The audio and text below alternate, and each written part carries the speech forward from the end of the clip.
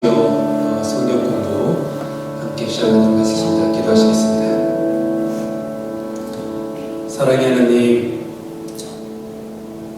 이 3일 저녁에 주님 우리를 다시 주님 전에 불러모아 주셔서 감사합니다.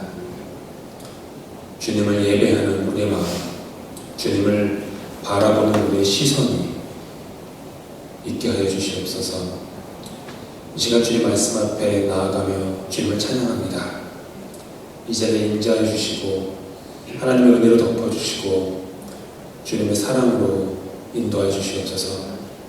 몸이 불편하신 분들이 계십니다. 주님께서 만져주시고 너무 아프지 않게 잘 회복될 수 있도록 주님께서 만져주시고 인도하여 주시옵소서. 예수 그리스도의 이름으로 기도합니다.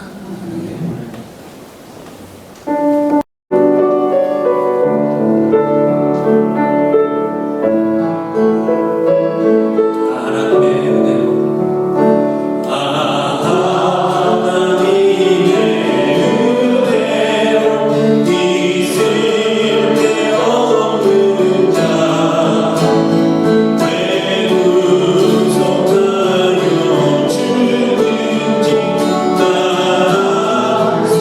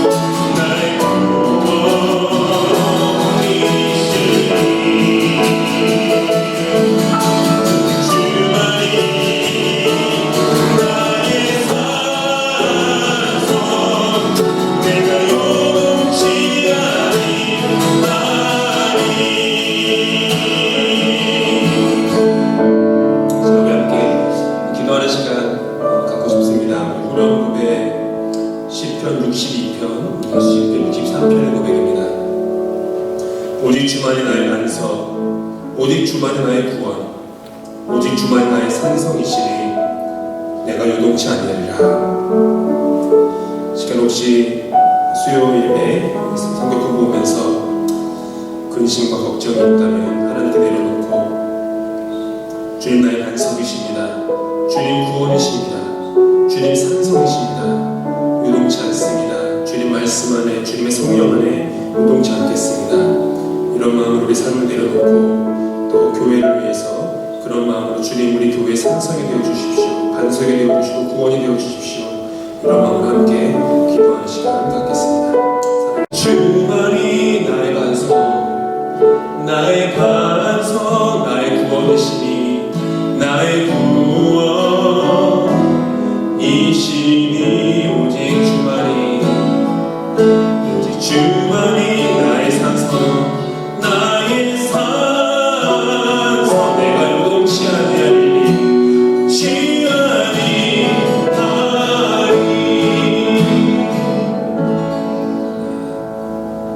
자막에 문제가 생긴 거죠.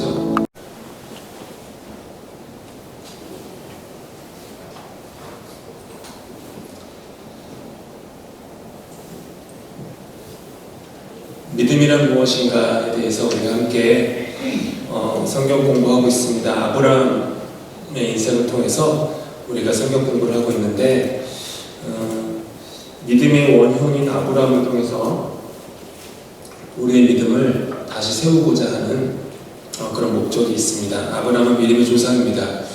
믿음의 조상이라서 믿음의 조상이라는 뜻은 아브라함이 믿음의 어떤 그 원형, 믿음의 어떤 프로토타입이라고 해야 되나요? 그런 것을 아브라함을 통해서 이렇게 제정하셨다라는 그런 뜻이죠. 그래서 그 아브라함을 통하여서 우리가 과연 믿음이 무엇인지를 볼 수 있는 그런 계기가 됩니다.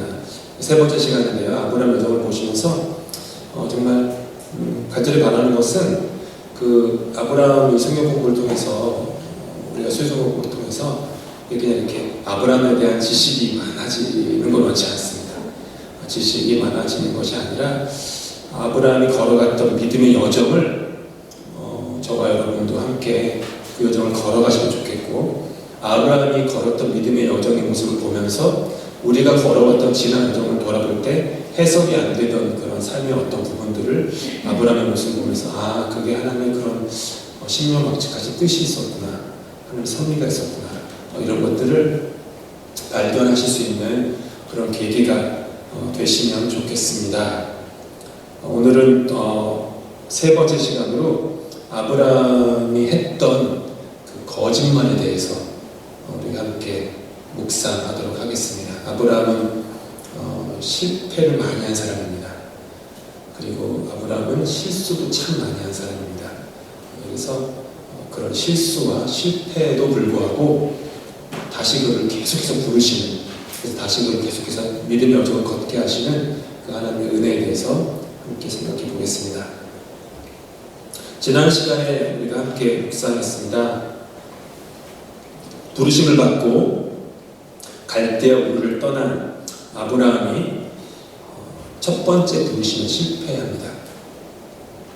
그리고 하란이라는 곳에 14년을 주저앉아 머무르게 됩니다.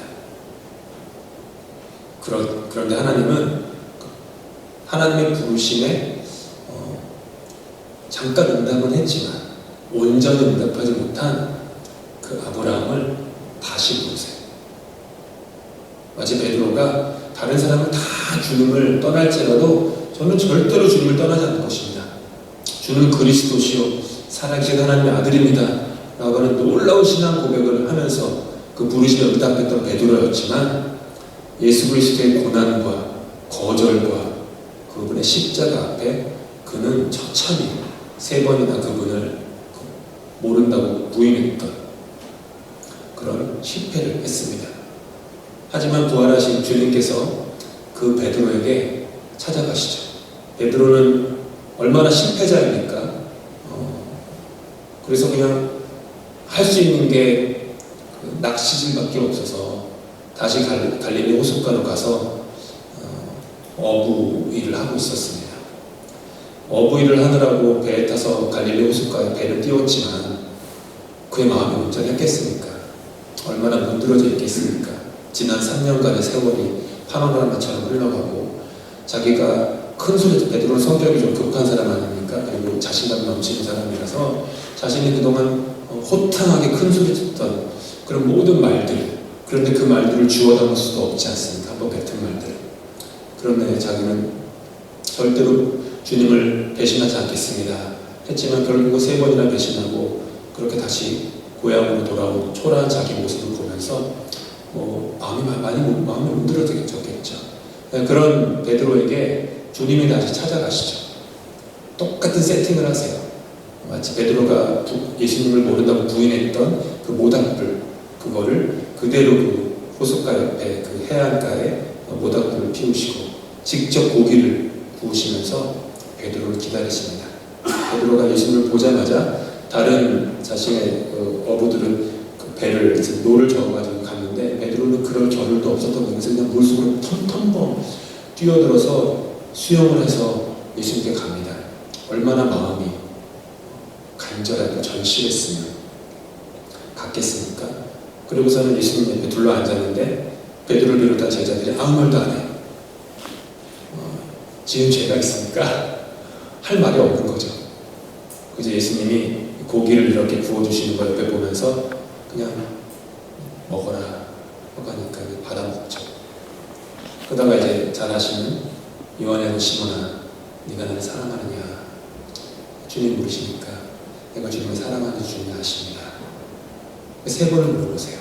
3번을 부인했던 베드로에게, 그러니까 3번 예수를 모른다고 부인했던 베드로에게 다시 3번 예수를 인정하게끔 해주심으로 말미암아 베드로를 다시 부르시죠. 다시 부르세요. 그때부터 베드로는 묵직하게 부르시는 길을 걸어가는 거죠. 이렇게 하나님은 부르심에 실패한, 하나님의 약속에 믿음에 실패한 사람들을 계속 또 부르세요. 부르시고 또 부르시고 아브라함에게서 그것이 잘 드러납니다. 그리고 아브라함은 약속의 땅 가나안에 도착합니다. 12장 5절에 보니까 이렇게 써 있어요. 마침내 가나안 땅에 도착하였더라. 이게 마침내라는 단어를 성경이 강조해요. 그 여정을 일일이 다 성경이 기록하진 않지만 우여곡절이 많았던 거예요. 아브라함은. 그런 우여곡절을 다 겪은 후에 드디어 마침내 결국에는 가나안 땅에 도착했다라고 말합니다. 가나안 땅에 도착했으면 하나님이 지시하실 약속의 땅에 도착한 거죠. 그러면 아브라함의 여정이 끝난 것입니까? 그렇지 않죠. 지리적 여정은 어느 정도 끝났을지 몰라도 아브라함 안에 있는 영적인 여정, 내면의 여정은 이제 시작되는 것입니다. 아브라함이 창세기 12장에 나오거든요. 이게 12장 5절 말씀이에요. 근데 아직 아브라함이 겪을 일들은 너무 많습니다. 그러니까 우리도 그렇습니다. 그러니까 겉으로 보이는 어떤 세례를 받는다거나 직분을 받는다거나 체험을 한다거나 또 그런 것들이 우리 여정의, 신앙의 여정의 종착역이 아니라는 거죠. 시작이라는 거예요. 그 이후부터 걸어 나가야 될 수많은 믿음의 굴곡들이 우리를 기다리고 있다라고 하는 것이죠. 오늘 첫 번째 부분이 창세기 12장 10절부터 20절 말씀 함께 보겠습니다. 창세기 12장 10절부터 20절 스크린 보시면 되는데요. 이게 아브라함이 했던 첫 번째 실수, 거짓말에 대한 것이고요. 성경은 아브람이라고 나오죠. 아직은 아브라함의 이름이 바뀌지 않았기 때문에 성경은 그대로 아브람이라고 얘기합니다. 아브람은 존귀한 아버지라고 하는 뜻이라고 제가 지난주에 말씀드렸고, 나중에 이제 하나님께서 아브람을 아브라함으로 바꿔주시는데, 아브라함은 민족의 아버지, 열국의 아버지, 열방의 아버지, 그런 이름 뜻으로 바뀌죠. 우선 여기는 12장에서는 아직 아브라함의 이름은 아브람입니다. 하지만 편의상 제가 말씀 성경 공부할 때는 그냥 아브라함이라고 그렇게 명칭하도록 하겠습니다. 함께 저와 함께 교독하겠습니다. 제가 먼저 10절 읽겠습니다. 그 땅에 기근이 들었으므로 아브람이 애굽에 거류하려고 그리로 내려갔으니 이는 그 땅에 기근이 심하였습니다. 그가 애굽에 가까이 이르렀을 때에 그의 아내 사레에게 말하되 내가 알기에 그대는 아리따운 여인이라. 애굽 사람이 그대를 볼 때에 이르기를 이는 그의 아내라 하여 나는 죽이고 그대는 살리리니 원하건대 그대는 나의 누이라 하라. 그러면 내가 그대로 말미암아 안전하고 내 목숨이 그대로 말미암아 보존되리라 하니라. 아브람이 애굽에 이르렀을 때에 애굽 사람들이 그 여인이 심히 아름다움을 보았고 바로의 군관들도 그를 보고 바로 앞에서 칭찬함으로 그 여인을 바로의 부엌으로 이끌어들인지라. 이에 바로가 그로 말미암아 아브람을 후대함으로 아브람이 양과 소와 노비와 암수 나귀와 낙타를 얻었더라. 여호와께서 아브람의 아내 사레의 일로 바로가 그의 집에 큰 재앙을 내리신지라. 바로가 아브람을 불러서 이르되 네가 어찌하여 나에게 이렇게 행하였느냐? 내가 어찌하여 그를 내 아내라고 내게 말하지 아니하였느냐? 내가 어찌 그를 누리라 하여 내가 그를 데려다가 아내를 삼게 하였느냐? 내 아내가 여기 있으니 이제 데려가라 하고 함께 읽겠습니다. 바로가 사람들에게 그의 일을 명하매 그들이 그와 함께 그의 아내와 그의 모든 소유를 보내었더라. 아브라함은 이 본문의 배경에서 가나안 땅이 있었는데 가나안 땅의 그 남쪽 끝에 거하고 있었습니다. 그곳을 9절에서는 이제 남방으로 내려갔더라라고 얘기를 하는데 남방이라는 내려갔다는 뜻이 네게브라고 하는 지역으로 내려갔다는 뜻입니다. 영어 성경을 만약 열어서 보시면 영어 성경에서는 언제나 여기를 그냥 남방으로 남쪽 지역에 얘기하지 않고 네게브라고 이렇게 기록해 있습니다. 그 지역이에요. 네게브로 내려갔다. 네게브 한 번쯤은 어쩌면 들어보셨을 수 있는 지명입니다. 황무지입니다. 강수량이 적고 나무와 풀이 잘 자라지 않는 곳이었습니다. 약속의 땅 가나안으로 들어갔는데 아브라함이 이제 여러분이 보실 때 이렇게 오른쪽 아래 있는 우르에서부터 쭉 올라가서 하란까지 갔다가 하란에서 쭉 내려가서 가나안 땅에 들어가서 베델과 아이를 지나가지고 세겜을 지나가지고 쭉쭉쭉 내려가가지고 저 밑 끝자락에 있는 네게브에 도착하거든요. 애굽은 더 밑에 있습니다. 근데 갔는데 아브라함이 그렇게 계속 밀려 내려간 것은 어떻게 보면 아브라함이 원해서 그런 건 아니었습니다. 당시 그쪽에 살고 있었던 그 원주민들이 있지 않았겠습니까? 원주민들이 있었는데 아브라함과 이제 사라가 거기에 갔는데 당연히 원주민들이 텃세가 있죠. 텃세가 있으니까 아브라함이 싸울 수 있는 힘은 없고 전쟁할 수 있는 아직 힘이 없죠. 아들이 없으니까 어떻게 싸울 수 있습니까? 그래가지고 점점 그 텃세에 밀려가지고 점점 내려간 거예요. 그 위쪽이 조금 더 좋은 지역인데 점점 내려간 거예요. 이민생활 하면서도 텃세라는 게 있지 않습니까?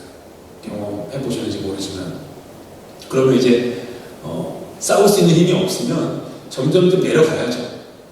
큰 가게가 들어오면 텃세를 부리면 접고 딴 데 가야죠. 가가지고 다른 데 가서 가게 열어야 되는 거죠. 뭐 이런 거죠. 아브라함은 그런 텃세로 말미암아 점점 내려간 겁니다. 그렇게 네게브라고 하는 그 황무지까지 내려갔는데 설상가상으로 거기에 기근이 임한 겁니다. 그 기근이 가나안 땅 전체에 임했는지 애굽에도 임했는지는 모르는데 어쨌든 아브라함은 어떤 선택을 해요. 그 선택이 뭐냐 하면은 네게브에서 더 남쪽인 애굽으로 내려가기로 결정을 합니다. 그러니까 내려간 아브라함이 네게브에 정착을 했다가 기근 때문에 더 내려가는 거죠. 왜 애굽으로 갔을까? 아시다시피 애굽에는 비록 기근이 있었는지도 모르지만 요셉 때에도 기근 중에도 애굽에는 곡식이 많지 않았습니까? 그러니까 아브라함은 이렇게 6,000km가 넘는 나일강을 봤던 거예요.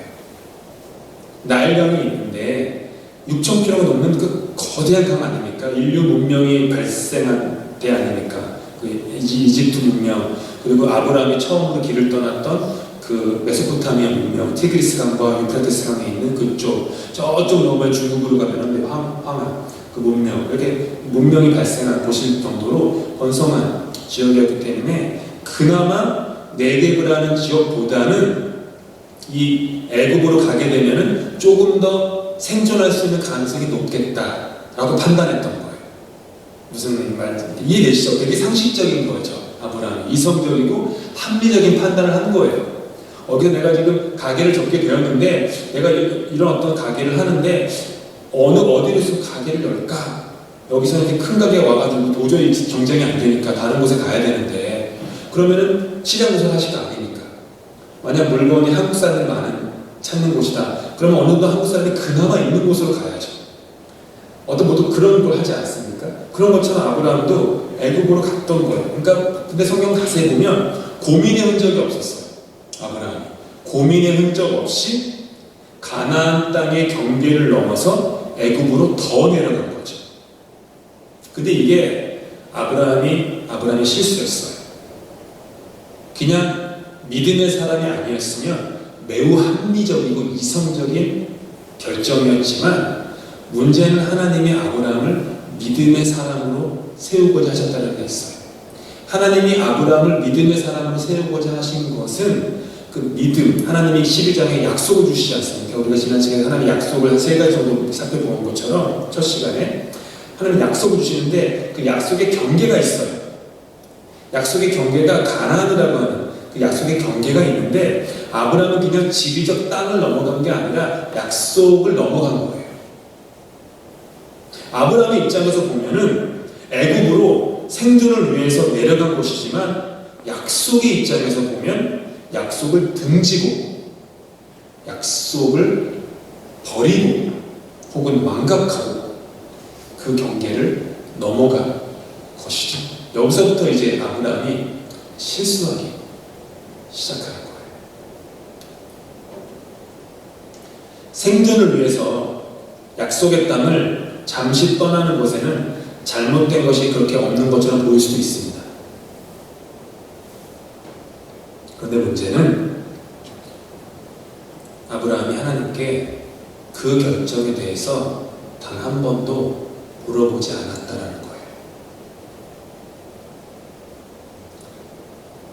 함께 읽지 않았지만 12장 1절부터 그 9절까지 쭉 보면요, 아브라함이 이제 갈대아 우르를 떠나가지고 가나안 땅으로 들어가면서 아브라함이 처음 하는 일, 어느 곳에 간 다음에 잠시 정착하죠. 지역 사람들 텃세를 부리기 전까지 잠시 정착을 할 때마다 아브라함이 반복적으로 했던 행위가 있어요.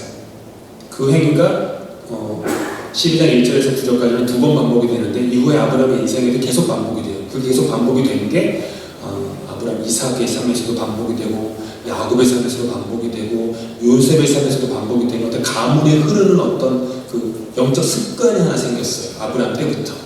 그게 뭐냐 하면 제단을 쌓는 거였어요. 아브라함 때부터 한 거예요. 제단을 쌓는 것. 다른 말로 하면 아브라함은 언제나 어느 곳에 잠시라도 정착할 때마다 예배를 드렸다 라고 하는 거예요.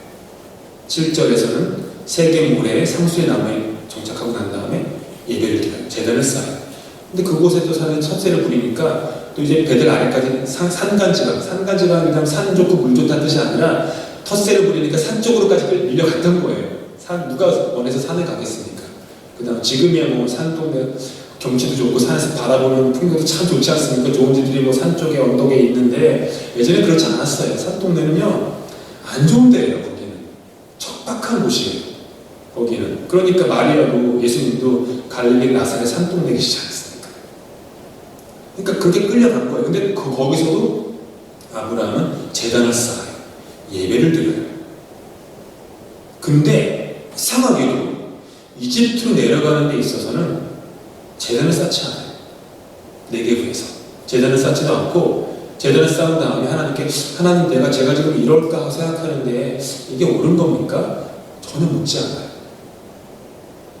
생존의 위협 속에서 스스로의 판단으로 결정, 겁니다. 예배가 무엇입니까? 예배는요, 우리의 시선이에요. 예배는 우리의 시선을 어디에 두느냐에 대한 것입니다. 이번 주 토요일날 새벽 예배 때 제가 말씀에 대해서 공부할 때 말씀을 보는 시선에 대해서 그 응시하는 것에 대해서 나눌 텐데, 예배도 그거예요. 예배는 시선이에요. 어디에 내가 누구를 바라보는가, 어디를 바라보는가, 그게 예배예요. 아브라함은요, 믿음의 여정을 시작하면서 하나님께 시선을 두었어요. 그런데 생존의 위협이 닥치자 그 시선을 자신이 해결할 수 있는 방법에만 돌린 거예요. 그렇죠. 우리도 그렇죠. 생존의 위협에 딱 부딪히니까 그렇게 돌리는 거죠. 일단 생존의 위협에 직면하게 되니까 두려움에 사로잡혔던 거죠. 두려움에 사로잡히면요, 다른 게 안 보여요. 여러분 여기 보이시는 게 뭔지 잘 모르시고 기타 치시는 분은 아시겠지만, 원래는 제가 이 쿼러를 갖고 와야 되는데 요즘에는 현금을 잘 안 쓰지 않는데 집에 쿼러가 없어가지고 쿼러를 못 갖고 왔는데, 그냥 피크예요. 기타 쓸 때 하는 조그만 거, 제 한 엄지손톱보다 약간 큰 거, 이거 이렇게 해도요 여러분 다 보입니다. 집사님도 보이고 장모님, 권사님 다 보여요. 근데 이 두려움을, 이렇게 두려움이라고 하면, 두려움을 멀리 두면은 이 두려움 너머에 있는 실체들이 보여요. 그대로 여러분이랑 실체가 제가 보지 않습니까? 지금 뭐 8시다, 8시 5분이다 이렇게 다 보여요. 근데 이거를 제 눈에 가까이 가지고 오게 되면 이 작은 피크가 저의 모든 시선을 다 앗아갑니다. 아무리 해가 커도요, 이 작은 피크를 가지고 제 눈앞에 가까이 붙이면요 해가 안 보이는 거예요. 해라는 실체가 보이지 않는 거예요. 두려움이 그런 거예요. 두려움이 아무리 작아도 그것을 멀찌감치 두었을 때는 괜찮은데, 가깝게 내 시선 앞에 가까이 당겨 놓으면 그때부터 이거 외에는 안 보이는 거예요. 사실은 저 너머에 해도 있고 별도 있고 바다도 있고 나를 사랑하는 사람들도 있고 나를 위해 기도하는 사람도 있고 소망이 있고 희망이 있는데, 이걸 그냥 눈앞에 확 갖다 대니까 아무것도 안 보이는 거예요. 그게 두려움이 하는 일이에요. 뒤집어 얘기하면 두려움은 사실은 작은 거예요. 작은데 막 부풀리는 거죠. 막 풍선처럼 막 부풀려가지고 아무것도 못 보이게. 그래서 실상과 실체를 보지 못하고 허상에만 시선을 빼앗기게 되는 거예요. 예배는요, 허상과 거짓에 사로잡혔던 우리의 시선을 다시 하나님이라고 하는 실체와 실상, 현실에 돌리는 것, 그게 예배입니다. 그리고 애굽에서 아브라함은 어쨌든 아브라함은 두려움에 사로잡히니까 이제 작은 두려움을 점점 두려움이 커져가지고 이 두려움에는 보이지 않게 된 거예요. 그래서 애굽에서 아브라함은 믿음의 조상에게서 볼 수 없는 그 결정 하나를 더해요. 한 아내의 남편으로서도 할 수 없는 결정을 합니다. 아내 사라가 아름다웠어요. 그래서 죽을지도 모른다라는 두려움에 사로잡히고 맙니다. 자신이 남편인 것을 애굽 사람들이 알게 되면 자신을 죽이고 아내 사라를 이집트 사람들이 취할 것으로 여겼어요. 물론 이것이 당시 이집트 저작거리에 관습이었는지는 모르겠어요. 예쁜 여자가 있으면 그 여자의 배우자가 있으면 배우자를 죽여서 그 여자를 빼앗는 게 일반적인 관습이었는지는 모르겠어요. 근데 아무튼 문제는 아브라함은 그렇게 여겼다는 거예요. 관습이었어도 아브라함은 실수고, 관습이 아니었다고 하더라도 아브라함은 실수죠. 왜냐하면 그냥 본인이 그렇게 여긴 거예요. 그러니까 걱정도요, 처음엔 작았는데 계속 거기에 이제 먹이를 주죠. 걱정에다가 이렇게 씨들도 먹이고 우유도 먹이고 물도 주고 하면서 걱정을 점점 키우는 거예요. 두덩이처럼. 그러니까 오버띵킹 하는 거죠. 점점점. 사실은 실체는 그게 아닌데 생각이 너무 과한 거예요. 점점점. 그러다 보니까 사실이 아닌 거예요. 그렇게 해버리죠. 저 사람이 나를, 이게 어떻게 된 거지? 뭐 이런 오버띵킹, 필요 없는 생각을 하게 되는 거죠. 과한 생각. 그래서 그는 아내 사라에게 거짓말을 시킵니다. 아브라함 시켜요. 나를 당신의 오빠라고 하십시오. 물론 사라가 아브라함의 이복 누이였어요. 당시에는 그런 결혼 풍습에서 이복 누이였지만 그래도 이건 거짓말이었어. 나를 누이라고 해라. 그러니까 나를 너의 당신의 남편이라고 하지 말라고. 여러분 그거 아세요? 성경에서 믿음의 조상 아브라함이에요. 그러니까 너무너무 존경하는 아브라함. 인류 3대 종교가 시작된 그 사람 아브라함. 유대교, 이슬람교, 기독교, 아브라함, 믿음의 조상, 다 아브라함. 근데 성경에 아브라함이 자신의 입으로 한 첫 말이 기록되어 있습니다. 믿음의 조상 아닙니까? 믿음의 조상이 한 첫 말의 성경의 기록이 믿음의 말이 아니었어요. 성경에 기록된 아브라함의 첫 말은 거짓말이었어요. 그리고 부끄러운 부탁이었어요. 이게 성경에 기록된 아브라함의 첫 말이에요. 그가 애굽에 가까이 이를 때 그 안에 사례다로 말하는 아브라함이 첫 말이 여기 나와요. 나 알기에 그대는 아름다운 여인이라 애굽 사람이 그대를 볼 때 이르기를 이는 그의 아내라 하고 나는 죽이고 그대를 살리리니 원컨대 그대는 나의 누이라 하라. 그대로 내가 그대로 인하여 안전하고 내 목숨이 그대로 인하여 보존하리로라. 정말 기막히지 않습니까? 믿음의 조상 아브라함이 말한 첫 마디가 성경에 기록된 첫 마디가 거짓말이었다는 사실. 그리고 둘째로 아주 낯간지러운 부탁, 청탁이었다는 것. 여기 끝자를 보니까 그대로 인하여라는 말이 두 번 반복돼요. 얼마나 아브라함이 간절하게 아내한테 애원한 거예요. 그대로 인하여 내가 안전하겠다. 제발 그대로 인하여 내 목숨 보존할 거야. 아브라함의 아내 사라는 바로왕의 고위 관리들이 그녀의 아리따움을 보고 바로왕 앞에 천거해서 이제 후궁으로 들어가게 됩니다. 그럼 이게 어떻게 된 거죠? 아브라함이 갑자기 바로왕의 손위 처남이 된 거예요. 그렇죠?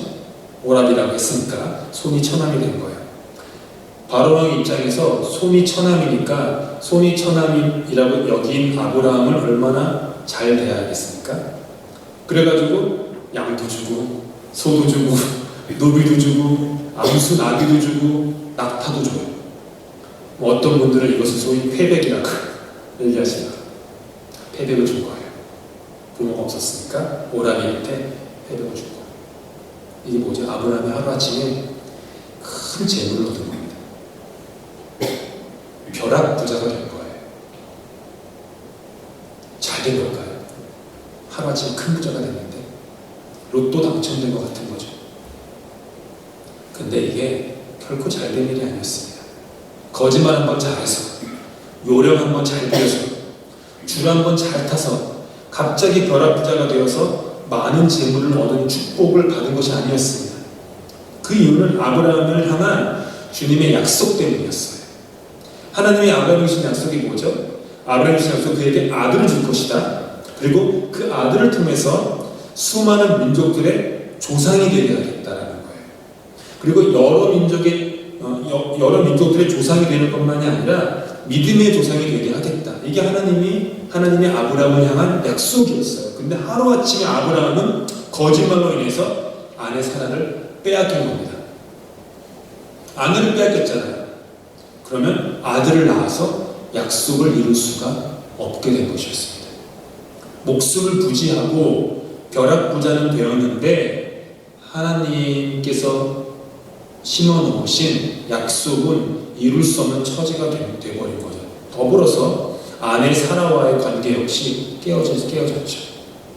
아니 자기를 누이라고 거짓말시키고 자기 목숨은 부지한 채 자기를 낯선 남자에게 넘겨버린 남편과의 관계가 어찌 온전할 수 있겠습니까?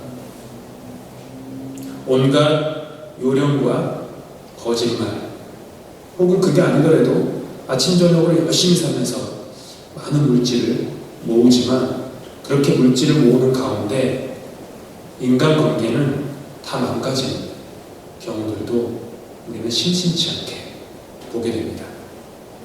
아브라함처럼 물질은 어찌어찌하여 모으긴 모았는데 정작 인생에서 가장 중요한 사람은 잃어버린 경우들도 보게 됩니다. 두려움이라는 허상과 거짓에 사로잡히면요 다 이렇게 돼요. 여러분, 두려움에 사로잡히면요 두려움이 언제나 우리 존재에 하는 일이 있어요. 역사가 있어요. 그게 뭐냐 하면은 두려움에 사로잡히는 사람은 너나 할 것 없이 전부 다 자기 중심주의가 빠져버려요. 두려움에 사로잡혀요. 아까 그 피크 조그만 그 두려움의 시선을 빼앗기게 되면은요 다른 사람이 보이지 않게 되죠. 당연하죠. 다른 사람이 보이지 않게 돼요. 내가 두려움에 사로잡히면 내 옆에 있는 배우자도 자녀도 보이지 않습니다. 부모도 보이지 않아요. 두려움에 휩싸이게 되면 딱 한 존재만 생각하게 돼요. 나. 내 속에 I라고 하는 알파벳이 두려움이 없을 때는 되게 작았는데, 그래서 자기를 부인하고 살았는데, 두려움에 사로잡히게 되면 이 I라는 글자가 점점 커지는 거예요. 엄청나게 커지는 거예요. 그래서 다른 사람은 보이지 않게 되고 나만 보이게 되고 나만 사랑하게 돼요. 이기주의랑은 좀 달라요. 자기 중심주의는. 아브라함은 두려움에 사로잡혔고 철저히 자기 중심적으로 되어버렸어요. 근데 여러분, 아브라함은요 사실 두려워할 필요가 없었습니다. 왜냐하면 하나님께서 하란에서 아브라함을 부르실 때 12장 3절에 약속하신 게 있어요. 너를 저주하는 자에게 저주하고 너를 축복하는 자에게 내가 축복하겠다.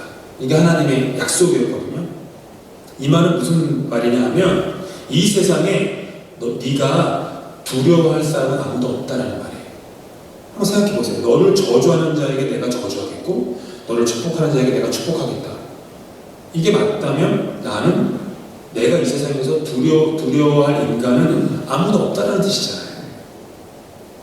아브라함은 이 약속을 받은 거예요.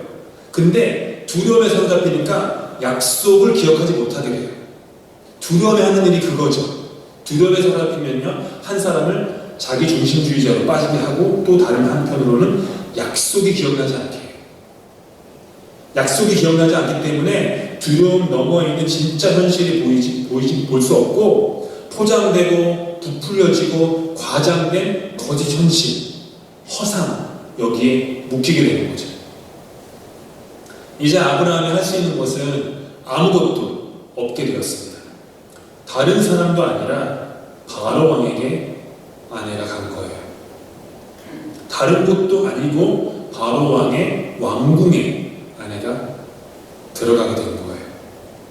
혹시라도 아브라함이 자신의 거짓말을, 자신의 실수를 후회한 나머지 자기에게 받은 그 소와 낙타와 염소 이런 걸 다 팔아가지고 많은 사람을 고용해서 아내를 구출하겠다라고 하는 구출 작전을 펼친다고 하더라도 가당키나 합니까? 대상이 왕인데, 있는 곳이 왕궁인데 가능하지 않은 거예요.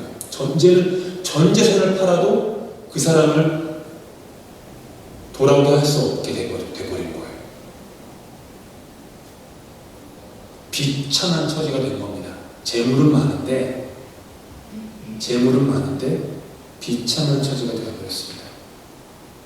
그리고 이때 아브라함이 아무것도 할 수 없을 때 하나님이 개입하십니다. 바로의 집에 큰 재앙을 내리세요. 성경은 그 재앙이 무엇이었는지 우리에게 가르쳐주지 않습니다. 그냥 바로의 집에 큰 재앙이 내려요. 그리고 바로 왕은 사라가 아브라함의 누이가 아니라 아내라는 것과 그 때문에 재앙이 임했다는 것을 알게 돼요. 그래서 아브라함을 심히 질책합니다. 왜 나에게 거짓말을 해가지고, 왜 나를 속여가지고 우리 집안에 이 재앙이 오게 하였느냐. 성경을 보면요, 지금 읽은 본문을 자세히 보면 하나님이 아브라함의 거짓말에 대해서 질책하지 않으셨어요. 그 질책했다라는 대목은 안 나와요. 근데 바로 왕이 아브라함을 질책해요. 이게 뭐죠? 이게 무슨 뜻이냐면 우리의 삶으로 돌아보면 우리가 속이고 두려움과 허상으로 믿음에서 벗어나서 자기 중심주의에 빠지고 그래서 어떤 실수를 하고 실패를 하고 잘못을 할 때 하나님은 우리를 나무라지 않으신다고 하더라도 바로와 같은 불신자들이 우리를 질책할 때가 있다는 거예요. 부끄러운 거죠. 아니 어떻게 믿는 사람인 당신이 그러실 수 있습니까? 왜 요령 부리십니까? 나는 믿지 않는 사람이니까 뭐 이렇게 살 수 있다고 하더라도 당신은 교회 다니는 분 아니십니까? 교회 다니는 사람이면 윤리도덕적인 기준이 조금 더 높다고 생각하는데 근데 왜 그러세요? 왜 속이세요? 이런 거. 왜 말이 그렇게 나오세요? 이런 거나 그런 거. 그럴 때가 있어요. 근데 믿음의 사람은 믿지 않는 사람을 통해서 나의 잘못이 하고 나의 부족함인 건 거짓말이 이렇게 드러나게 됐을 때 그 잘못을 깨닫는 것. 그게 겸손한 신앙이에요. 겸손한 신앙. 다윗에게 나단 선지자가 가가지고 질책하잖아.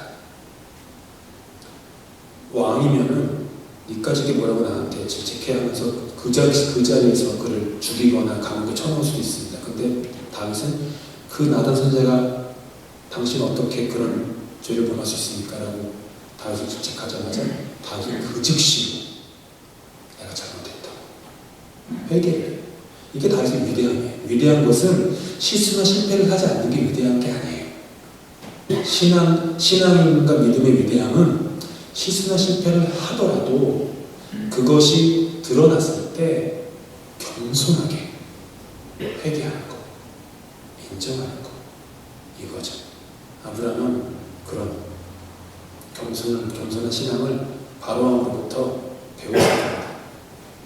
19절에 바로왕은 말합니다. 네 아내가 여기 있으니 이제 데려가라. 그리고 읽지 않았지만 13장 1절은 이렇게 말합니다. 함께 읽겠습니다. 위에 있는 13장 1절 시작. 아브라함이 애굽에서 롯과 함께 네겝으로 올라가니 비참하게 실패한 아브라함을 하나님이 구원해 주셨어요. 이제 그는 무슨 일이 있어도 내가 있어야 할 곳은 가나안 땅이구나. 즉 약속 안에 있어야 되는구나. 하나님 안에 있어야 되는구나. 예배 안에 있어야 되는구나. 말씀 안에 있어야 되는구나. 이걸 깨달았던 거예요. 그래서 올라가요. 12장 이제 10절. 제가 타이포네요. 12장 1절에 12장 10절이요. 그리로 내려갔으니 라고 하였고 13장 1절은 13장 1절은 네겝으로 올라가니 라고 되어 있어요. 지도상으로 애굽은 남쪽에 있고 네겝은 북쪽에 있으니까 애굽에서 네겝으로 올라갔다라고 하는 게 뭐 맞는 표현이죠. 근데 지금 성경은 지리적인 그걸 얘기하는 게 아니에요. 아브라함이 내려감으로 말미암아 실수하고 거짓말했었는데 자기의 잘못을 깨닫고 난 다음에 그가 한 행동은 뭐냐면 다시 돌아서 올라가는 걸 선택했다. 그 길을 갔다라는 거예요. 신앙은요, 아까 제가 바라보는 거라고 했잖아요. 예배는 신앙은 언제나 하나님을 향하는 겁니다. 신앙은 아브라함의 거짓말과 같은 인간의 방법으로 내려가서는 안 돼요. 신앙은 불안과 걱정 그리고 두려움으로 내려가서는 안 됩니다. 믿음은요, 올라가는 겁니다. 두려울 때마다 약속을 향해서 올라가는 거예요. 불안할 때마다 가나안을 향해서 올라가는 겁니다. 걱정에 사로잡힐 때마다 말씀을 향해 올라가는 거예요. 뒤, 좌, 우가 사방이 다 사면에 막혔을 때 신앙은 고개를 떨구는 것이 아니라 위에 뚫려 있는 그 하늘을 향해서 자신의 시선을 올리면 향하는 거예요. 그게 믿음입니다.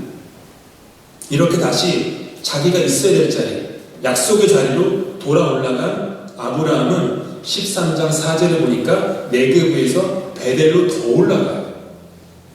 베델의 뜻이 뭐냐면 하나님의 집이라는 뜻이에요. 네겝에서 하나님의 집까지 더 올라갔다는 거예요. 그리고 이곳은 아브라함이 하나님을 예배하면서 제단을 쌓았는데 제단 쌓은 곳은 성경 기록상 두 번째 제단을 쌓은 건데 첫 번째 하는 일이 뭐냐면 여기서 처음으로 아브라함이 하나님의 이름을 불렀어요. 그러니까 베델은 아브라함한테 매우 의미 있는 곳이에요. 하나님의 집이라는 이름이 있는 베델에 올라가서 하나님의 이름을 불렀었는데 애굽에 내려가서 엉망진창이 됐다가 회개해서 하나님이 구원해 주셔서 회복되고 난 다음에 아브라함은 다시 하나님의 집으로 올라가서 거기서 하나님의 이름을 다시 부르기 시작했다라는 거죠. 첫사랑이 회복된 거죠. 예배가 회복된 거죠. 관계가 회복된 거죠. 하나님과의 관계가 회복되고 아내 사라와의 관계도 회복된 거죠. 비참한 실패를 경험한 아브라함이었습니다. 이걸 반면교사 삼아서 다시는 같은 실수를 범하지 않았겠죠? 이로부터 24년이 지난 다음에 벌어진 사건, 20장 1절부터 18절 함께 교독하겠습니다. 먼저 읽겠습니다. 아브라함이 거기서 네게브 땅으로 옮겨가 가데스와 술 사이 그랄에 거류하며 그의 아내 사라를 자기 우이라 하였으므로 그랄과 아비멜렉이 사라를 보내어 사라를 데려갔더니 그 밤에 하나님이 아비멜렉에게 현몽하시고 그에게 이르시되 내가 데려간 이 여인으로 말미암아 네가 죽으리니 그는 남편이 있는 여자이니라. 아비멜렉이 그 여인을 가까이 하지 아니하였으므로 그가 대답하되 주여 주께서 부러운 백성도 멸하시나이까.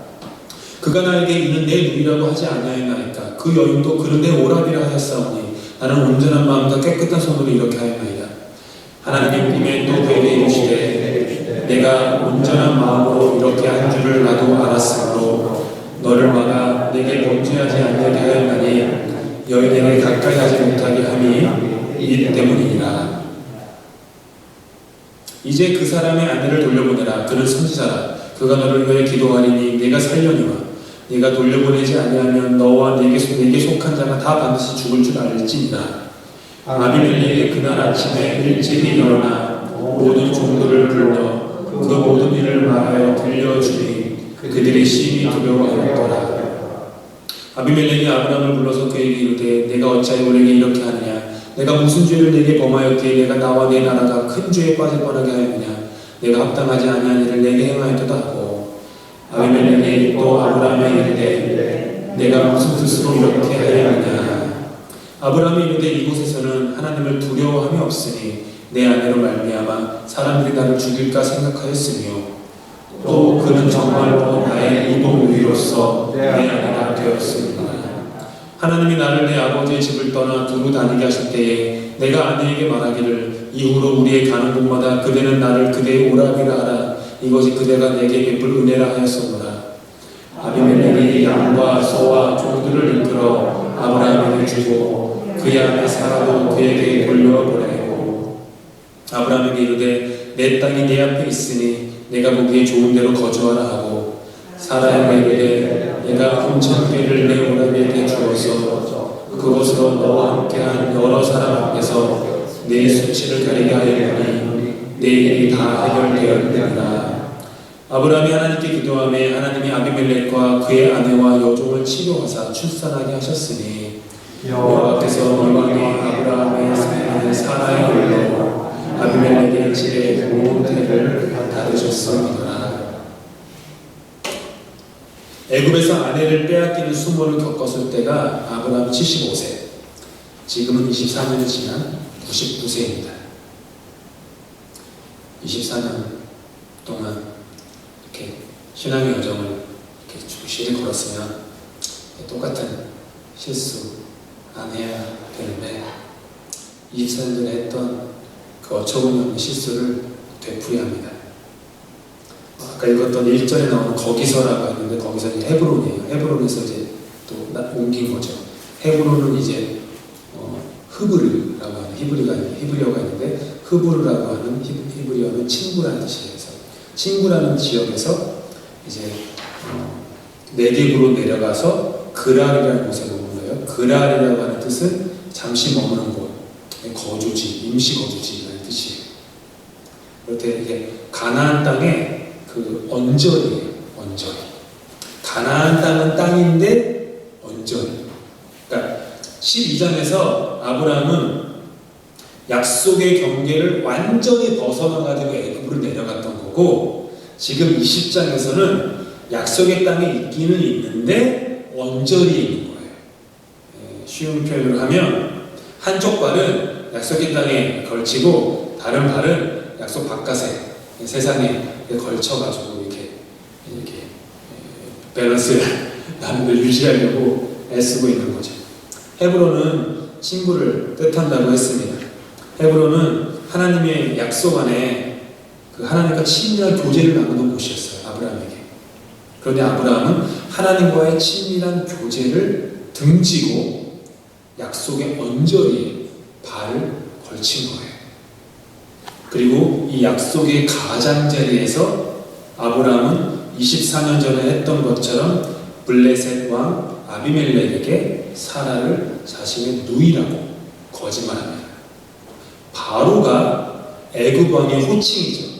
아시죠? 바로는 사람 이름이 아닙니다. 그래서 애굽 왕을 그냥 파라오라고 통칭하는 거예요. 마찬가지로 블레셋 왕의 호칭도 그 아비멜렉이었어요, 당시에. 그러니까 호칭이에요. 그리고 아브라함의 거짓말로 사라는 또다시 이 아비멜렉 왕의 후궁이 됩니다. 이때 사라의 나이가 89세입니다. 물론 지금의 나이와는 달랐을 거라고 생각되기 때문에 89세가 되어서도 사라가 변함없는 미모를 가지고 있었을지도 모르죠. 한국 화장품을 썼다면 89세가 되었을 때도 이렇게 탱탱한 피부와 이런 걸 유지할 수 있었겠지만 그건 아니었던 것 같고, 그랬을 수도 있어요. 하지만 또한 당시 왕들은요, 여러 부족별로 후궁을 두어가지고 통치권을 강화했습니다. 옛날에 이제 한국 역사를 보면 이제 조선시대나 고려시대나 고구려 삼국시대를 보면은 이제 결혼을 통해서 이렇게 통치권을 강화하잖아요. 왜냐면 결혼했으니까 절대로 그 나라는 우리를 침입하지 못하는 그게 되니까. 그래서 그 이유 때문에 어쩌면 사라를 후궁으로 들였는지도 몰라요. 이게 좀 합당한 이유는 그 전에 아브라함이 조카 롯이 전쟁 포로로 잡혀갔었거든요. 나중에 우리가 함께 공부할 텐데, 조카 롯이 전쟁 포로로 잡혀갔을 때 아브라함 수하에 있었던 병사를 데리고 가서 싸워서 구출해 내요.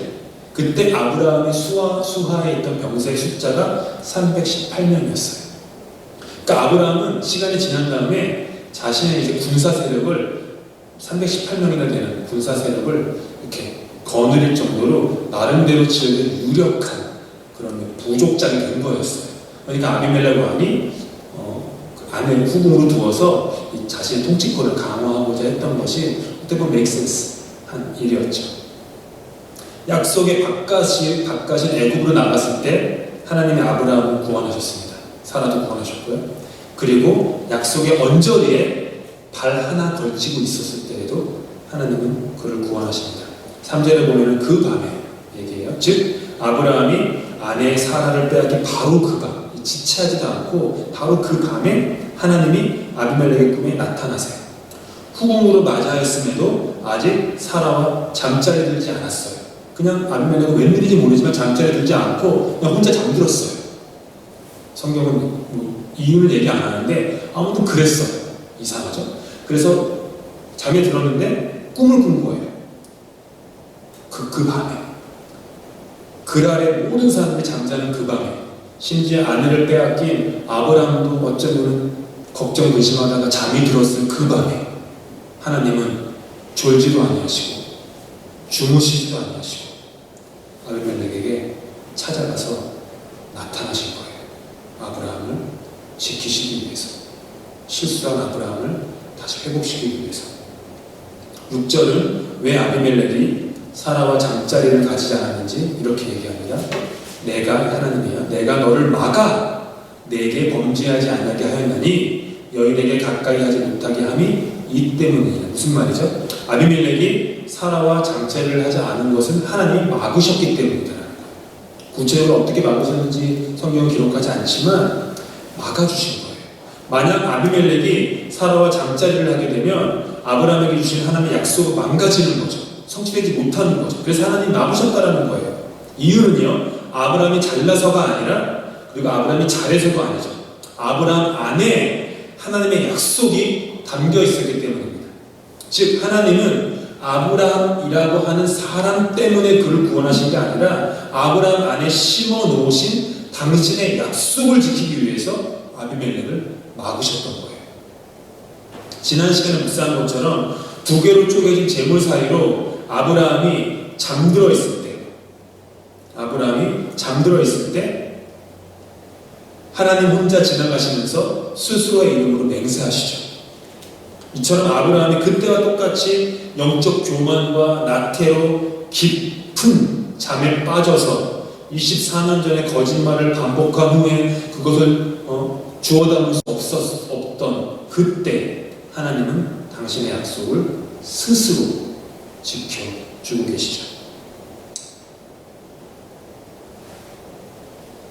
20장 1절은 이렇게 시작합니다. 아브라함이 거기서 from there, 아브라함이 거기 헤브론에서 내려가요. 두 번째 거짓말 후에 하나님의 도우심으로 구원을 받고요. 그리고 그 이후에 아브라함은 다시는 똑같은 잘못을 범하지 않습니다. 몸은 그랄에 있었지만 마음의 중심은 하나님과의 교제의 자리로 완전히 들어간 거예요. 그래서 20장 1절에 나오는 그 거기서가 거기로가 된 것이죠. 하나님과의 교제에서 떠났지만 다시 거기로, 다시 예배의 자리로, 거기서 나오던 사람이 다시 거기로 들어가는 마음의 중심이 바뀐 거죠. 약속의 자리인 거기서 나왔다가 애굽으로 갔을지라도 다시 말씀의 땅 거기로 올라가게 해주시는 것. 약속의 영역 언저리에 발 하나 걸치고 있던 삶의 중심을, 말씀의 중심이 되는 거기로 다시 들어가게 해주신 것. 내려가던 길을 돌려서 올라가는 것이 신앙이고, 거기서 벗어난 발길을 돌려 거기로 돌아가는 것이 신앙입니다. 아브라함의 모습이 우리의 모습입니다. 아브라함 두 번 이 묵직한 이 실패를 했는데, 우리는 두 번 뿐이겠습니까? 세 번, 네 번, 다섯 번, 여섯 번 넘어지는 게 우리 아닙니까? 그런데도 하나님은 저와 여러분을 찾아오셔서 계속해서 구원하여 주십니다. 우리가 잘나서가 아닙니다. 우리가 잘해서도 아닙니다. 우리가 의로워서도 아닙니다. 하나님이 저와 여러분 안에 심어놓으신 겨자씨 하늘과도 같은 그 약속, 말씀, 그거를 하나님께서 스스로 지키고자 하시기 때문에 우리에게 또 찾아오셔서 우리를 일으키시고 회복시키시는 겁니다. 비록 거짓말은, 아브라함이 했던 거짓말은 우리의 실수이지만 그 실수 한가운데 은혜가 있습니다. 또 다른 두 번째 거짓말은 우리의 실패와도 같지만 실패 한가운데도 은혜가 있습니다. 하나님께서 우리를 당신의 믿음의 신실한 일꾼으로 세워나가시는 거예요. 우리가 하나님만 의지하는 사람으로 만들어주시는 거예요.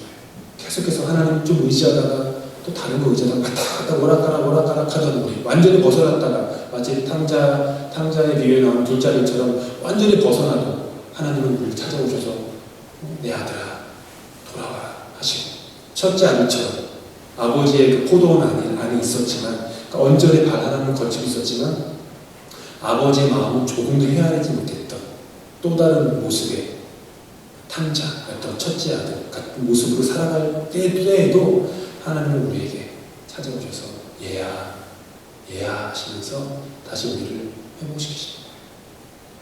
우리 안에 있는 하나님의 겨자씨 같은 심어놓으신 약속 때문이죠. 이 은혜를 자격 없는 자에게 베풀어 주신 하나님께 아브라함처럼 조금씩 올라가실 수 있으면 좋겠어요.